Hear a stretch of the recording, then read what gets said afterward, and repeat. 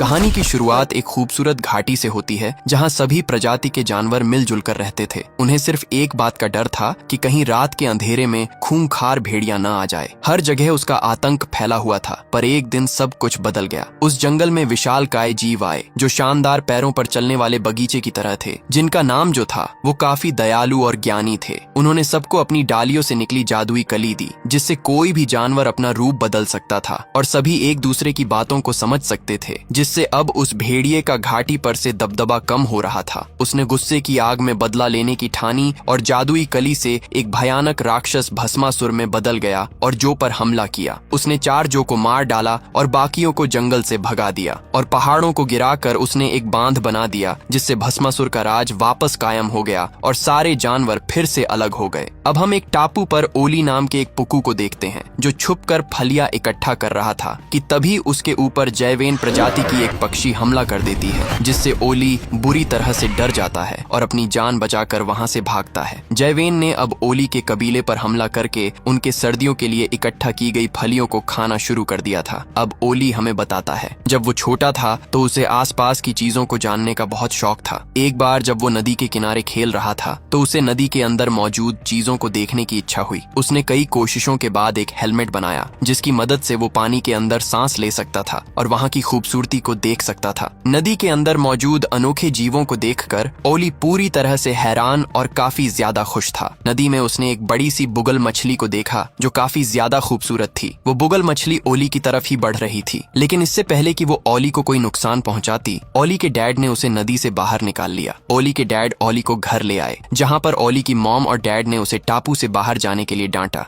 क्योंकि टापू से बाहर जाना ओली के लिए खतरनाक साबित हो सकता था। कुछ दिनों बाद पुक्कू टापू पर एक फेस्टिवल का आयोजन किया जाता है, जिसमें उन्होंने सर्दियों के लिए ढेर सारी फलियां इकट्ठा की थीं। ओली को वहां झाड़ियों में एक छोटी जैवेन दिखाई देती है। शुरुआत में तो दोनों एक दूसरे को देखकर डर जाते हैं, पर हिम्मत करके ओली उसके पास जाता है और उसे फलियों को तोड़ना सिखाता है, क्योंकि छोटी जैवेन को फलियां तोड़ना नहीं आता था। लेकिन जल्द ही वो ओली की तरह फलियां तोड़ना सीख जाती है और फलियां खाकर बहुत खुश होती है। ओली भी ये देखकर काफी खुश था, लेकिन अगले ही पल जैवेन अपने पेरेंट्स को भी वहां बुला लेती है और उन्हें फलियां तोड़ने का तरीका बताती है। अब देखते ही देखते वहां पर बहुत सारे जैवेन आ जाते हैं जो फलियां तोड़ना सीखकर उन्हें खाना शुरू कर देते हैं। ओली के डैड भी वहां आ गए थे जो ये सब देख रहे थे और अब उन्हें एहसास होता है कि ओली ने अनजाने में कबीले को बहुत बड़ी मुसीबत में डाल दिया है। जैवेन अब कबीले की सर्दियों के लिए इकट्ठा की गई फलियों को खा रही थीं, जिससे अब सारे पुक्कू सर्दियों में भूखे मरने वाले थे। यही वजह थी कि ओली छुपकर फलियां इकट्ठा करने की कोशिश कर रहा था। तभी उसके ऊपर एक जैवेन हमला कर देती है। ओली जब अपने घर वापस जाता है तो देखता है कि उसके पेरेंट्स और कबीले के सभी लोग फलियों का भंडार खत्म होने की वजह से काफी ज्यादा परेशान थे, क्योंकि जल्द ही अगर उन्हें नई फलियां नहीं मिली तो उन्हें सर्दियों में भूखे मरना होगा। ओली अपने डैड को लाई गई फलियों का बीज देने की कोशिश करता है, लेकिन ओली के डैड उससे इतना नाराज थे कि वो बिना कुछ बोले ही वहां से चले जाते हैं। ओली बहुत ज्यादा दुखी था कि तभी उसे याद आता है कि वो अपनी टोकरी में मौजूद कांच से जैवेन की आंखों पर रोशनी करके उन्हें डरा कर भगा सकता है। ओली इसके बाद टूटे हुए कांच लेकर एक छोटी पहाड़ी पर जाता है, जहां से वो कांच की मदद से जैवेन की आंखों पर रोशनी करके उन्हें डरा कर वहां से भगा देता है। अगले ही पल वही छोटी जैवेन ओली पर हमला कर देती है, जिसे ओली ने फलियां तोड़ना सिखाया था। ओली इस दौरान एक अंधेरी गुफा में गिर जाता है, जहां पर उसे एक जादुई कली दिखाई देती है। ओली इस समय डरा हुआ था और जैसे ही वो जादुई कली पर गिरने वाला था, जैवेन को इन सब के लिए कोसने लगता है। गुफा के बाहर से ओली के पेरेंट्स और कबीले के पुक्कू उससे बात करते हैं कि वो ठीक तो है, लेकिन जब किसी तरह वो गुफा से बाहर निकलता है तो अब वो एक जैवेन में बदल गया था। ओली को जैवेन समझकर उसके पेरेंट्स और कबीले के लोग डर कर वहां से भागने लगते हैं। ओली उन्हें समझाने की कोशिश करता है कि वो ओली है जो न जाने कैसे एक जैवेन की बॉडी में आ गया है, लेकिन उसके पेरेंट्स को लगता है कि जैवेन ने ओली को खा लिया है, इसलिए जैवेन के अंदर से ओली की आवाज आ रही है और वो उस पर हमला करने लगते हैं। ओली इस समय इतना डरा हुआ था कि वो चट्टान से नीचे गिर जाता है। ओली को जब होश आता है तो वो खुद को एक जैवेन की बॉडी में देखकर काफी ज्यादा परेशान था। उसके सामने एक आईवी नाम की एक जैवेन मौजूद थी। ये वही थी जिसे ओली ने बचपन में फलियां तोड़ना सिखाया था। आईवी अपनी 2 बहनों के साथ आई थी जो ओली को समझाने की कोशिश करती हैं कि उसे उनके साथ जैवेन शिला पर चलना चाहिए, क्योंकि वही उनका घर है और वहाँ पर ओली का इलाज भी कराया जा सकता है। ओली उनके साथ जाने के लिए बिल्कुल भी राजी नहीं था। ओली ये देखकर हैरान था कि अब वो आईवी और घाटी के छोटे जीवों की भाषा भी समझ सकता था। अगले ही पल वहाँ पर आईवी को भेड़ियों के आने का एहसास होता है, इसलिए वो ओली के ऊपर गोबर पोतकर वहां से चली जाती है, क्योंकि गोबर की बदबू से वो ओली की स्मेल को सूंघ नहीं पाते और ओली की जान बच जाती है। अब ओली जब नदी के किनारे अपने शरीर पर लगे गोबर को साफ कर रहा होता है तो वहां पर वही विशाल बुगल फिश आ जाती है जिसे ओली ने बचपन में नदी में देखा था। ओली अब बुगल की बात भी समझ सकता था, इसलिए बुगल से बात करके ओली उसे बताता है कि किस प्रकार वो एक अंधेरी गुफा में जादुई कली से टकराने की वजह से एक जैवेन में बदल गया। बूगो ओली से काफी फ्रेंडली बात करता है और उसे झाड़ियों के पीछे एक मरे हुए पेड़ के पास मौजूद जादुई कली के बारे में बताता है। ओली ये सुनकर बहुत खुश होता है और जादुई कली को ढूंढने के लिए निकल जाता है, क्योंकि जादुई कली की मदद से ही वो अपने असली रूप में वापस आ सकता था। रास्ते में ओली को आईवी मिलती है जो ओली से बात करना चाहती थी, लेकिन इस समय ओली किसी भी तरह जादुई कली को हासिल करके अपने असली रूप में आना चाहता था। जल्द ही वो दोनों जादुई कली के पास पहुंच जाते हैं। आईवी ओली की बातों को सीरियस नहीं ले रही थी, इसीलिए वो जादुई कली के पास जाकर उसे छू लेती है और मजाक में बोलती है कि इसे छूकर आप एक पुक्कू में बदल जाएंगे। लेकिन ऐसा कहते ही आईवी खुद एक पुक्कू में बदल जाती है। आईवी खुद को एक पुक्कू के रूप में देखकर पूरी तरह से हैरान होने के साथ साथ काफी डर भी जाती है। वहीं ओली आईवी से काफी ज्यादा गुस्सा था, क्योंकि आईवी ने उसके अपने असली रूप में वापस आने के सपने को तोड़ दिया था। अब ओली किसी भी तरह आईवी से पीछा छुड़ाना चाहता था, लेकिन आईवी ओली के पीछे आती है, क्योंकि अब वो खुद भी अपने असली रूप में आना चाहती थी। अब ओली वापस से बूगल के पास जाता है और उससे एक और जादुई कली के बारे में पूछता है। आईवी बूगो को बात करता देखकर हैरान हुई, क्योंकि अब वो भी घाटी के सभी जीवों की भाषा समझ सकती थी। बूगो ओली को बताता है कि दूसरी जादुई कली महान जो और महान झरने के पास है। जो और महान झरना दोनों ही काफी ऊंचाई पर और दूर मौजूद थे और वो उन्हें वहां मौजूद खतरे के बारे में भी बताने वाला था। पर इससे पहले ही आईवी और ओली जादुई कली की खोज में वहां से निकल जाते हैं। नई बॉडी और पंखों की वजह से ओली को चट्टानों पर चढ़ने में काफी ज्यादा प्रॉब्लम हो रही थी। आईवी उसे उड़ने की सलाह देती है, लेकिन वो आईवी की बातों पर ध्यान नहीं देता,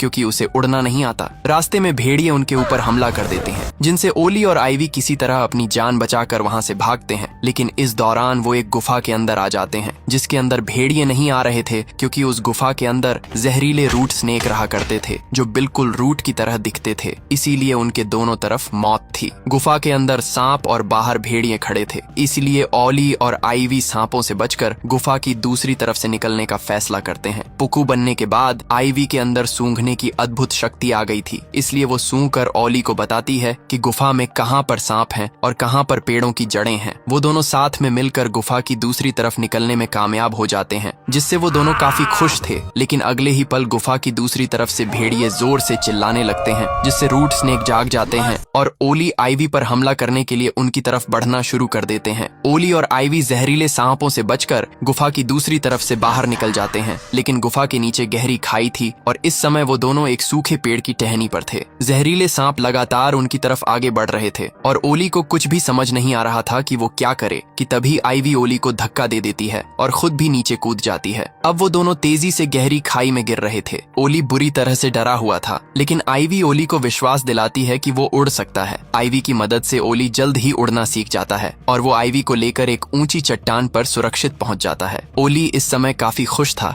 क्योंकि फाइनली अब वो पंखों का इस्तेमाल कर सकता था। ओली को भूख लगने पर आईवी उसे खाने के लिए एक पौधे की जड़ देती है। ओली ये देखकर हैरान था कि आईवी और उसके साथी जड़ खाते हैं। आईवी ओली को बताती है कि किस प्रकार जो कि घाटी से जाने के बाद उनके खाने के लिए कुछ नहीं बचा। भुखमरी की वजह से उसने अपने माँ बाप और बहुत से चाहने वालों को खो दिया। इस दौरान आईवी को एक छोटा पुक्कू मिला, जिसने उसे फलियों को तोड़कर खाना सिखाया और इस तरह उसके साथियों को खाने का एक नया भंडार भी मिल गया, जिससे उन सबकी जान बच गई। ओली ये सुनकर समझ जाता है कि आईवी जिस छोटे पुक्कू की बात कर रही है वो वही है। शाम होने की वजह से वो दोनों अगले दिन महान झरने को ढूंढने का फैसला करते हैं और रात उसी ऊंची पहाड़ी पर बिताते हैं। अगली सुबह उन दोनों को महान झरना दिख जाता है, जिसके बाद ओली आईवी को लेकर महान झरने की तरफ गया। झरने के पास पहुंचकर वो दोनों देखते हैं कि वहां पर भेड़िए पहले से ही मौजूद थे, क्योंकि वो जगह जंगली भेड़ियों का इलाका था। अब वहां पर बुगल भी आ गया था। ओली और आईवी बुगल के पास जाते हैं और उससे मदद मांगते हैं। बुगल उनकी मदद करने के लिए राजी हो जाता है, क्योंकि अब वो ओली और आईवी को अपना दोस्त मानने लगा था। बुगल भेड़ियों के सामने एक पत्थर पर मरने का नाटक करता है और जब भेड़िए उसे पकड़ने के लिए जाते हैं तो वो नदी में भागते हुए उनका ध्यान भटकाता है, जिस मौके का फायदा उठाकर ओली और आईवी जादुई कली के पास पहुंच जाते हैं। अब क्योंकि वहां पर सिर्फ एक ही कली थी, इसलिए ओली और आईवी की आपस में आर्ग्यूमेंट होना शुरू हो जाता है, क्योंकि वो दोनों ही अपने अपने असली रूप में आकर अपने लोगों की मदद करना चाहते थे। यहाँ पर ओली ओली आईवी को बता देता है कि वो वही छोटा पुकू है जिसने उसे फलियां तोड़ना सिखाया था, लेकिन उसकी उस गलती की वजह से उसके कबीले की फलियां आईवी और उसके लोगों ने खा ली, जिससे ओली के कबीले में खाने की कमी पड़ गई और उसके डैड ने गुस्सा होकर उससे बात करना ही छोड़ दिया। ओली की उस गलती ने उससे उसका सब कुछ छीन लिया। अगले ही पल वहाँ पर भेड़िए भी आ जाते हैं, जिन्हें देखकर दोनों डर जाते हैं और बुगल को मदद के लिए बुलाते हुए जादुई कली पर गिर जाते हैं और दोनों ही बुगल में बदल जाते हैं। बुगल आईवी और ओली को एक बुगल के रूप में देखकर हैरान था। बुगल उन दोनों को एक और जादुई कली के बारे में बताता है जो विशाल झरने के ऊपर मौजूद थी। बुगल की बात सुनकर आईवी और ओली उसके साथ जादुई कलियां ढूंढने के लिए निकल जाते हैं। रास्ते में बुगल उन्हें बताता है कि वो सालों से नदी में खुद को कितना अकेला और तन्हा महसूस करता है,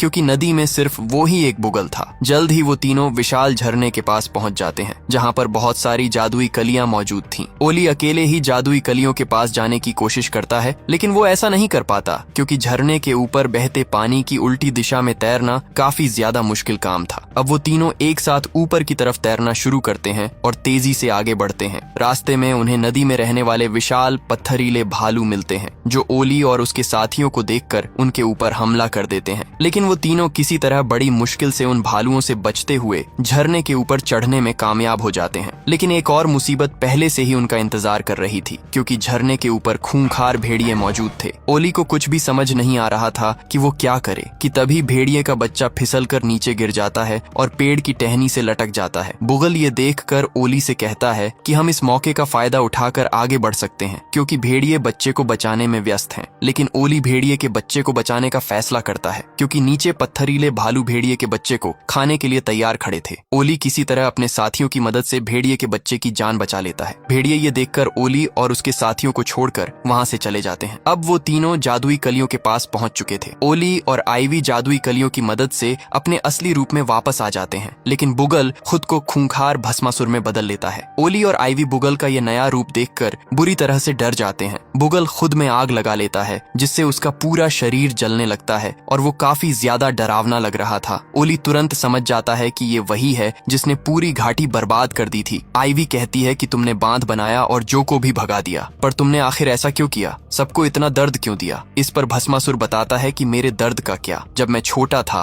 तो मेरे भाई बहनों ने छोटा होने की वजह से मुझे मरने के लिए छोड़ दिया। कोई मेरी मदद के लिए नहीं आया, और उसी दिन मैंने ठान लिया कि इस घाटी को मैं राख में मिला दूंगा और जो बचेंगे वो मेरे गुलाम होंगे। जब घाटी पर मेरा राज था, तब उन बड़े जीवों ने जादुई कलियों की मदद से मुझे मछली के शरीर में कैद कर दिया, और तभी से मैं किसी ऐसे भोले भाले बेवकूफ का इंतजार कर रहा था जिसकी मदद से मैं अपने असली रूप में आ सकूं। आईवी जादुई कली की मदद से भस्मासुर को वापस से एक बुगल में बदलने की कोशिश करती है, लेकिन भस्मासुर उसके ऊपर हमला करके उसे घायल कर देता है और जादुई कलियों को जलाकर वहाँ से निकल जाता है। आईवी की ये हालत देखकर ओली बहुत दुखी था, पर अब वो फैसला कर लेता है कि वो उसे जैवेन शिला पर लेकर जाएगा, जहाँ सभी जैवेन रहते हैं और वो आईवी का इलाज कर सकते थे। वो अपनी पूरी ताकत लगाकर आईवी को खींचता हुआ ऊंची पहाड़ियों की चढ़ाई शुरू कर देता है। कई घंटों तक लगातार चलने के बाद वो काफी ज्यादा थक चुका था, पर वो हार नहीं मानता और फाइनली उस जैवेन शिला पर पहुंच जाता है। आईवी की बहनें उसे देख लेती हैं, पर ओली इतना कमजोर हो चुका था कि वो बेहोश हो जाता है, और होश में आने पर वो देखता है कि वो वहाँ नहीं होती। उसे लगता है कि वो मर चुकी है, जिससे वो काफी दुखी होता है। तभी उसे आईवी की आवाज आती है, जो पूरी तरह से ठीक थी और उसके खाने के लिए फलियां लाई थी। ओली आईवी से मिलकर बहुत खुश होता है, पर ओली अभी भी उदास था, क्योंकि उसकी पूरी प्रजाति उसे एक पनौती मानती थी। आईवी उसे अपना कबीला दिखाती है,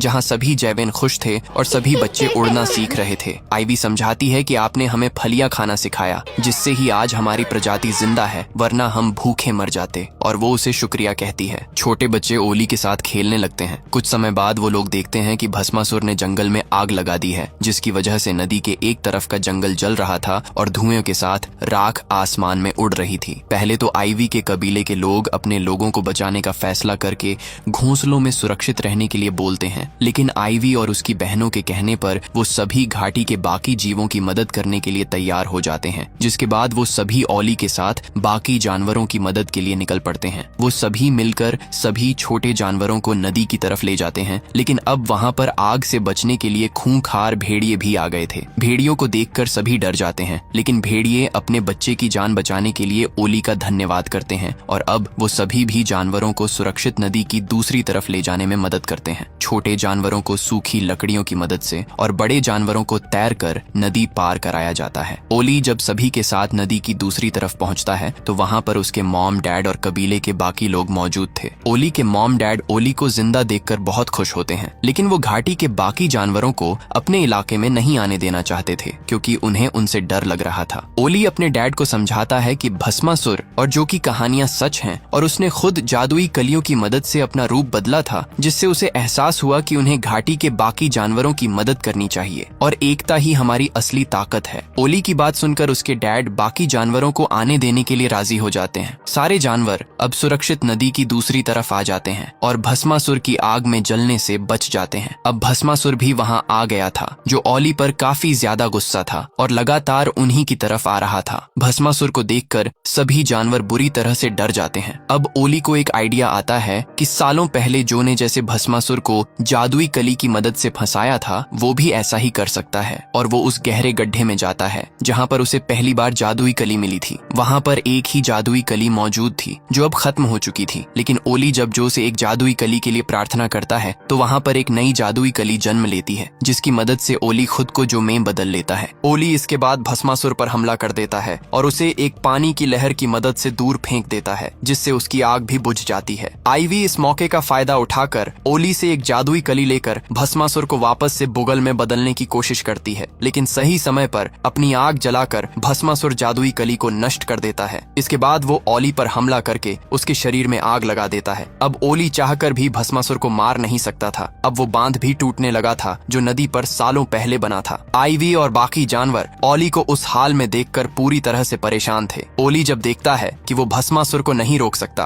तो वो अपने टेंटेकल की मदद से भस्मासुर को पकड़ लेता है और फिर बांध को तोड़ देता है, जिससे ओली और भस्मासुर दोनों नीचे गहरी खाई में गिर जाते हैं, जिससे उन दोनों की मृत्यु हो जाती है। ओली ने अपनी जान देकर घाटी को बचा लिया, लेकिन उसके चाहने वाले ओली को खोकर बहुत ज्यादा दुखी थे। अगले सीन में हम देखते हैं कि भस्मासुर के मरने से घाटी में खुशियां वापस लौट आई थीं। अब सभी जानवर एक साथ खुशी खुशी रहने लगे थे। कुछ समय बाद विशालकाय जो भी घाटी में वापस लौट आए थे और घाटी में खुशियां बिखेर रहे थे, जो कि आने से आईवी और उसके लोगों को उनका घर वापस मिल गया था, क्योंकि वो विशालकाय जो के ऊपर ही रहते थे। आईवी देखती है कि जो के ऊपर ओली बैठा हुआ था। ओली को देखकर आईवी बहुत खुश होती है और उसके गले से लग जाती है। ओली भी आईवी से मिलकर बहुत खुश था और वो आईवी को बताता है कि महान जो ने उसे मरने से बचा लिया था। ओली इसके बाद अपने मॉम डैड से मिलता है और अब सभी बहुत खुश थे। नन्हे ओली ने अपनी अच्छाई और बहादुरी से भस्मासुर को हराकर घाटी में खुशियां वापस ला दी थीं और इसी के साथ ये मूवी यहीं पर खत्म हो जाती है।